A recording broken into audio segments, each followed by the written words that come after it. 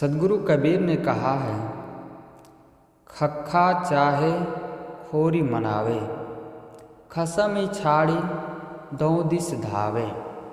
खसम छाड़ी छिमा होय रहिए, होय न खीन अक्षय पद लहिए। साहेब कहते हैं खख्खा चाहे खोरी मनावे। हे मनुष्य, अगर जीवन में सुख चाहते हो, शांति चाहते हो, परम आनंद की प्राप्ति चाहते हो, खोरी अपनी इंद्रियों को मना लो, उन्हें अपने वश में कर लो। आत्म शांति चाहते हो, जीवन में अगर पूर्ण शांति चाहते हो तो इंद्रियों को मना लो। आज आदमी जितना अपने मन से दुखी है, मन से परेशान है, शायद और किसी भी चीज़ से आदमी दुखी नहीं होगा।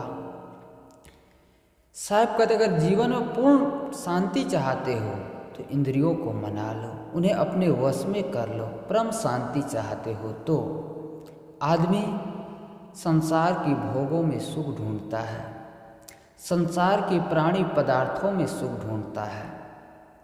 कहाँ उसमें सुख मिलता है? आज तक जीवन में किसी को भोगों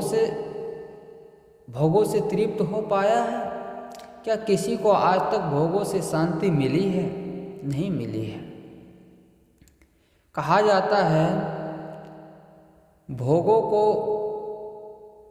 को जितना भोगने से और इच्छाएं पैदा होती है।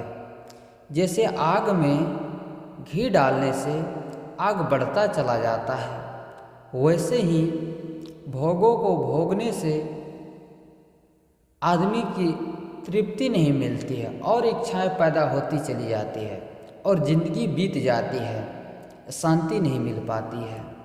क्योंकि हम जहाँ सुख नहीं है वहाँ सुख ढूंढ रहे हैं। वो सुख है अंदर, हमारे अंदर में, उसे हमें जानने की आवश्यकता है। एक बार एक युवक एक राजा के यहाँ नौकरी करता था और रानी की सुंदरता को देखकर वो युवक मोहित हो जाता है, मोह में पागल हो जाता है उनकी सुंदरता को देखकर। एक दिन वो युवक बहुत परेशान हो जाता है, उदास हो जाता है और राजा के यहाँ से अपने घर आ जाता है। उनकी माँ देखती है मेरे बेटा बहुत उदास है, बहुत निराश है, मेरे बेटे को क्या हो गया आज? माँ पूछती है बेटा तुम क्यों उदास हो, क्यों निराश हो, तुम्हें क्या हो गया है? बेटा ने कहा माँ क्या बताऊं, बहुत दुख की बात है। कहा क्या हुआ बेटा? मैंने तुम्हें बहुत प्राणपन से सींचा हूँ, मैंने पाला पोसा। कोई भी माँ नहीं चाहती है कि मेरे बेटा दुखी हो, परेशान हो। युवक ने कहा माँ मैं जिस राजा के यहाँ नौकरी करता हूँ, दरबारी करता हूँ, वहाँ की रानी को देखकर मेरा मन नहीं रुक रहा है। मैं कब चाहता हूँ उनसे मैं मिलूँ और उनके साथ मैं अपने जीवन को बिताऊँ। वो युवक की बात सुनकर उनकी माँ ने कहा ठीक है बेटा, तुम्हें रानी मिल जाएगी, तुम मेरे रहते हुए चिंता मत करो। माँ भोली भाली थी और माँ राजा के दरबार में पहुँच जाती है और रानी से अपने बेटे के बात उन्हें बताती है और मेरे बेटा आपके लिए पागल बने हुए। रानी अच्छी स्वभाव की थी, वो सत्संगी थी, संतों के पास जाया करती थी। उन्होंने कहा माँ चिंता करने की आवश्यकता नहीं है, आपके बेटा से मैं ज़रूर मिलूँगा, मैं उसे ज़रूर सुख पहुँचाऊँगी। कहा भी गया है भला किसी का कर न सको तो बुरा किसी का मत करना, फूल नहीं बन सकते हो तो कांटे बनकर मत चुभना। जो किसी का काम आए उसे इंसान कहते हैं, अब पराया दर जो अपनाए उसे भगवान कहते हैं।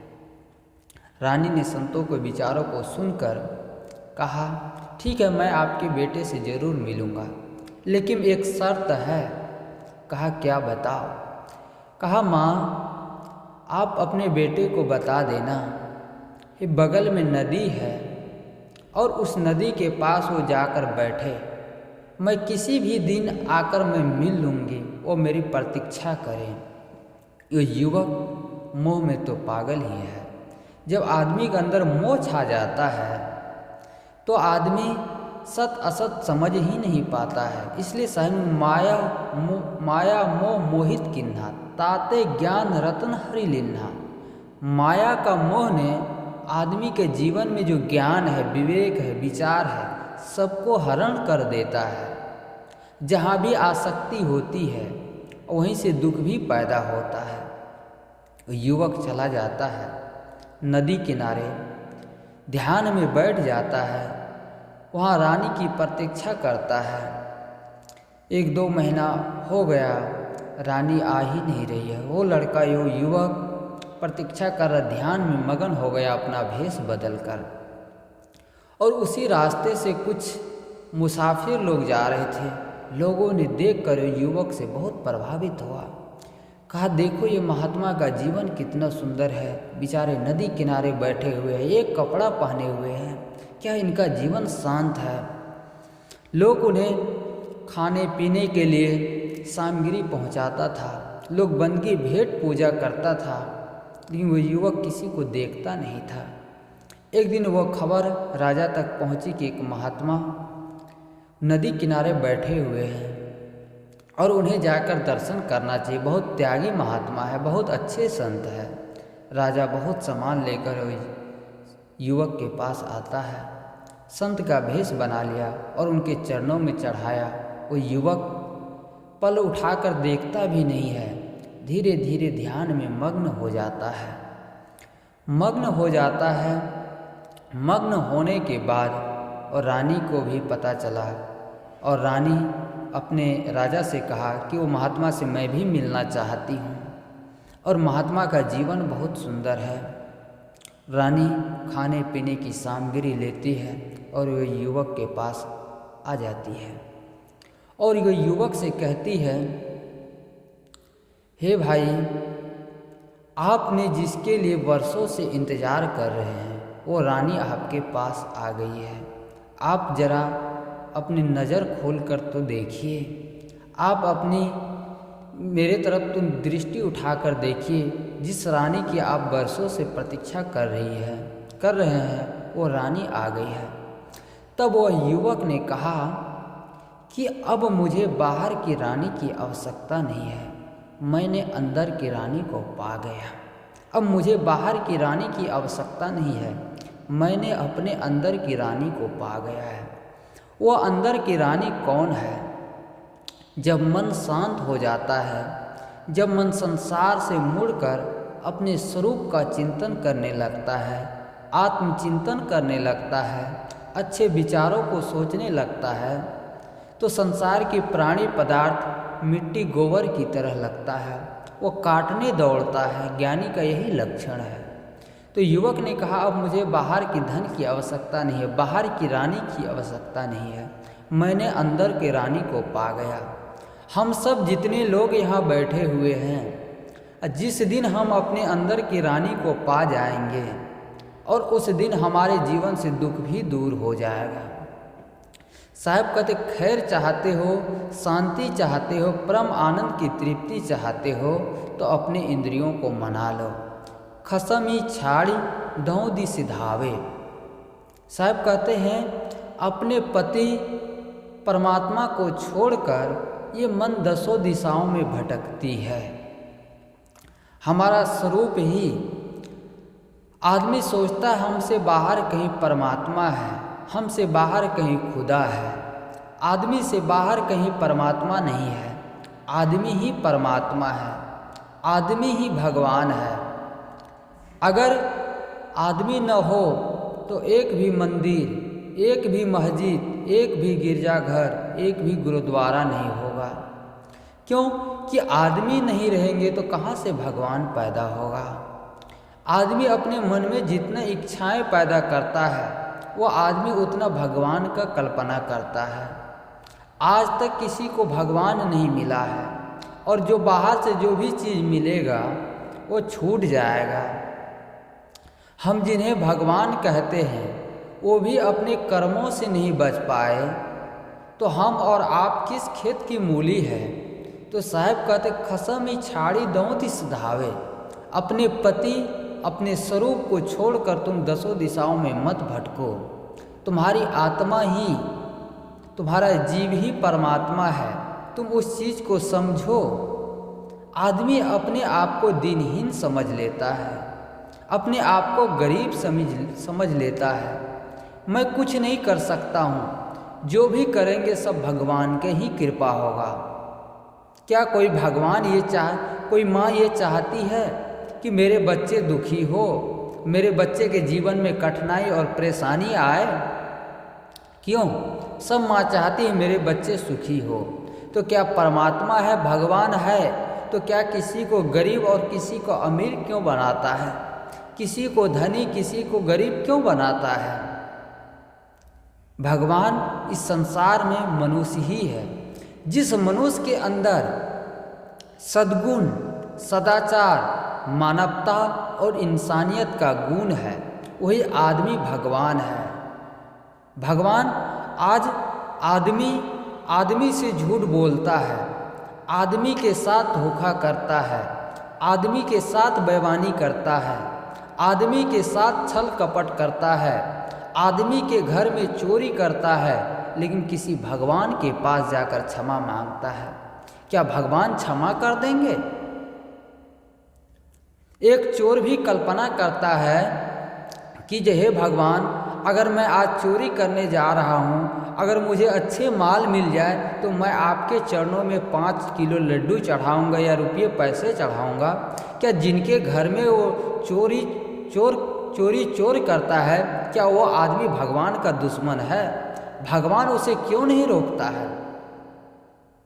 आज आदमी जितना मंदिर मस्जिद के नामों पर आदमी लड़ रहे हैं, मर रहे हैं, शायद और किसी चीज़ों के नाम पर नहीं। किसी ने कहा ना, मंदिर तोड़ो मस्जिद तोड़ो कुछ नहीं मुजाका है, पर किसी का दिल मत तोड़ो, यह घर खास खुदा का है। यह घर खास खुदा का है, परमात्मा का बनाया हुआ है। आदमी इनके साथ छल बेईमानी करता है, बलात्कार करता है, अत्याचार करता है और बाहर कहीं भगवान से जाकर क्षमा मांगता है। क्या भगवान क्षमा कर देगा? कोई भगवान आपको क्षमा नहीं करेंगे। आप अपने जीवन में गलत कर्म किए हैं तो गलत कर्म का फल भोगना ही पड़ेगा।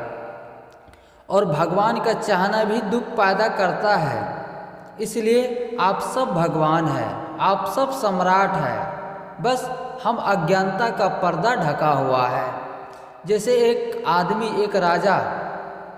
एक राजा रात में स्वप्न देखता है कि मैं तो भिखारी बन गया हूँ, घूर पर दाना चूंकता हूँ और मैं दुनिया के सबसे बड़े कंगाल आदमी हो गया हूँ। लेकिन जब वह स्वप्न आंखें खुलती है, जब वो देखता है कि मैं तो राजा की गद्दी पर बैठा हुआ हूँ, वो तो स्वप्न देखा, भूल बस वो गलत हो गया।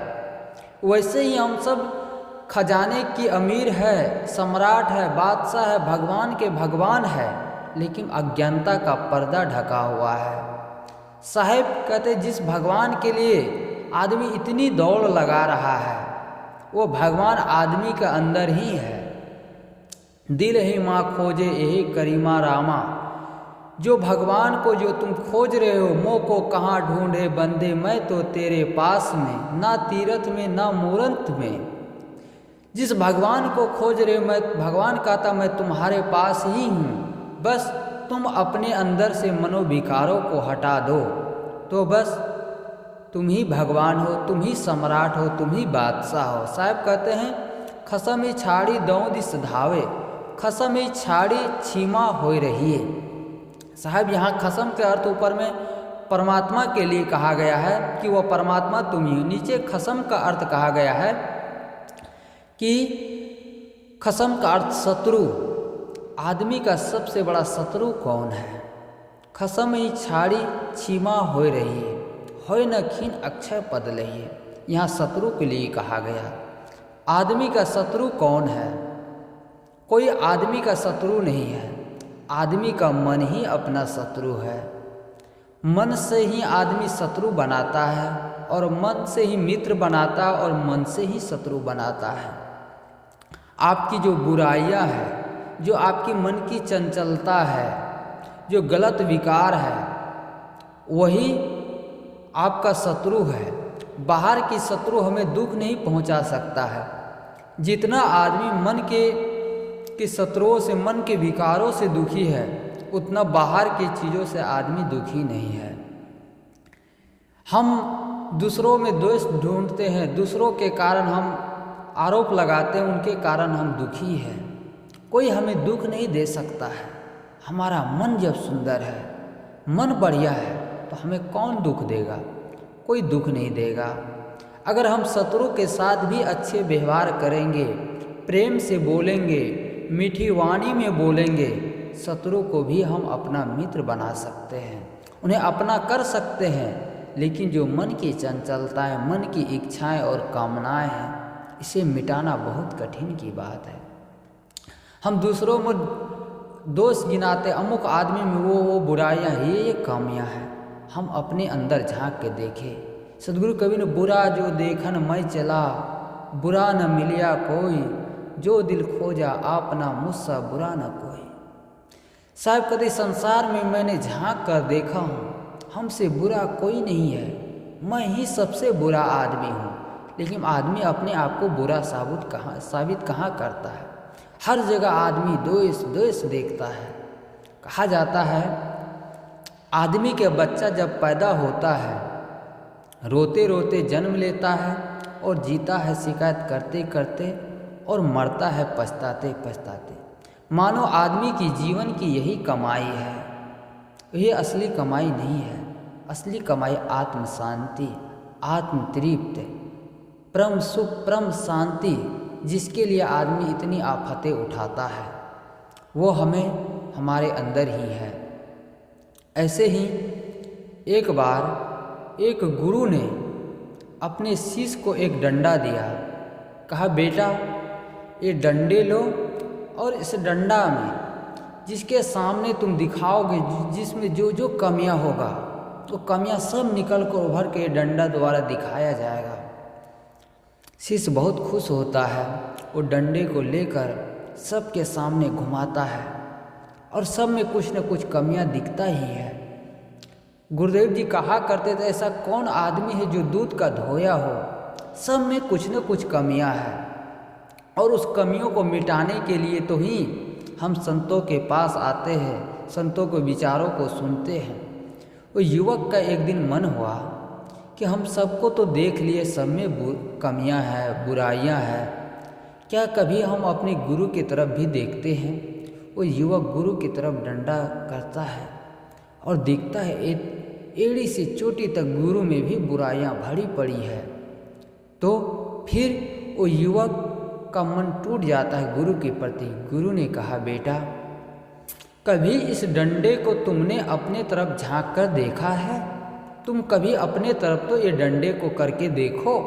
तो युवक करता है, एड़ी से चोटी तक उनके अंदर भी बुराइयां और कामना भरी पड़ी हुई है। तो वह डंडा हमारा मन ही है और इस मन के द्वारा ही हम लोगों में गिनाते हैं, इसमें ये कामियां हैं, उसमें। जितना हम लोगों को बुराई करने में समय बिताते हैं और थोड़ा से भी समय निकाल कर अगर हम आत्मचिंतन करें, आत्म कल्याण का काम करें, त्यागवान वैरागवान महापुरुषों की पुस्तकें पढ़े, कि साहित्यों को पढ़े, तो हमारा मन अच्छा बन सकता है। मन अच्छा होगा तो जीवन भी सुंदर हो सकता है। तो जब हम उस पद को पा लेते, होय न खिन अक्षय पद लहिए, जब हम शत्रु द्वारा अपनी प्रशंसा, कोई हमारा प्रशंसा करता है तो हम गुब्बारे की तरह फूल जाते हैं, कोई अपमान करता है तो हम पुचुक जाते हैं। तो इसके मतलब है कि हम अभी साधना के मार्ग में अभी शुरुआत भी नहीं किए हैं। हमारा मन वो बच्चे की तरह अभी जो थोड़ा सा चटवा पाकर सुखी हो जाते हैं, लेकिन फिर रोने लगता है। जब हम पूर्ण रूप से साधना करेंगे, पूर्ण रूप से आत्म कल्याण का काम करेंगे, तो हम खीन नहीं होंगे, दुखी नहीं होंगे। साहब ने कहा ना, हस्ती चढ़िए ज्ञान की सहज दुलीचा डार, स्वान रूप संसार है भूकन दे झकमार। जब आप सब ने हाथी को देखा होगा, हाथी गांव-गांव चलता है, गांव से जब गुजरता है तो कुत्ता उन्हें देखकर भौंकता भी है और आदमी उन्हें भगवान गणेश का प्रतीक मानकर भी पूजा भी करता, अर्चना वंदना भी करता है। लेकिन हाथी उनके सामने सिर झुकाता नहीं और मुड़कर देखता भी नहीं, वो अपने आप में मगन रहता है। तो वैसे ही हस्ती चढ़िए ज्ञान की, जब हमारे अंदर ज्ञान, विवेक, वैराग और भक्ति आ जाए तो हम दुखी नहीं हो पाएंगे, हम क्षीण नहीं हो पाएंगे। हमारे अंदर अभी अधूरा ज्ञान है, कचरा ज्ञान है, इसलिए हम दुखी हो जाते हैं। जिस दिन हम अपने जीवन का रिमोट कंट्रोल पावर हमारे हाथ में होगा तो हमें कोई दुखी नहीं कर सकता है। तो होय न खीन अक्षय पद लइए, वो अक्षय पद कहाँ मिलेगा? परम तत्व सो गुरु पावे कहे कबीर उपदेशा। वह तत्व कौन सा है? वह अमृत तत्व क्या है? वह परम तत्व क्या है? आत्म शांति, स्वरूप स्थिति, आत्मज्ञान। जब उस रास्ते पर हम चलने लगते हैं तो फिर हमारा मन संसार से मुड़कर अपने साथियों से बुराइयों को सुनकर या प्रशंसा को सुनकर हम गुब्बारे की तरफ फूलते और पचकते नहीं हैं।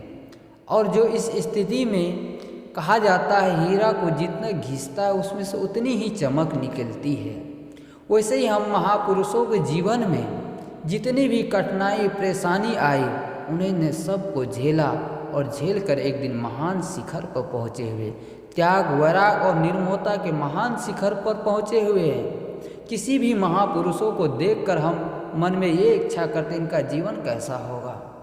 उन्होंने अपने जीवन को तराशा है, उन्होंने अपने विरोधियों से लड़ कर उन्होंने जवाब नहीं दिया।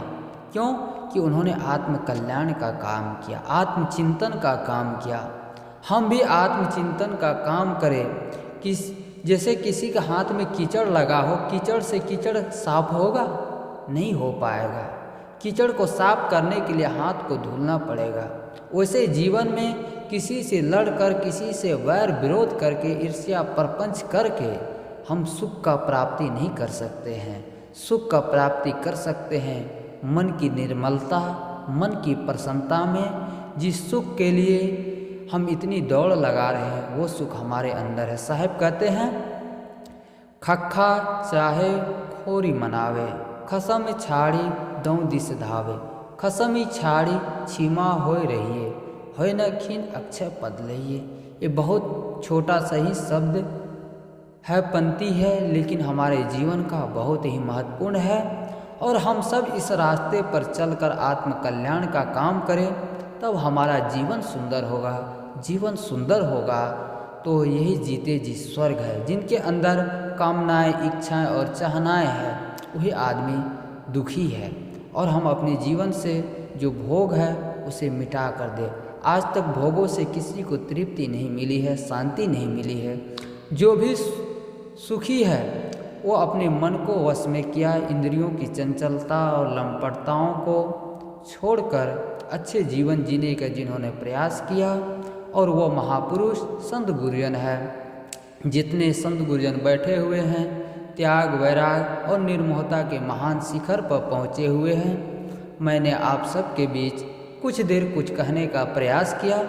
इन्हीं शब्दों के साथ मैं अपने वाणी को विराम देता हूँ। बोलिए सद्गुरु कबीर साहिब की जय।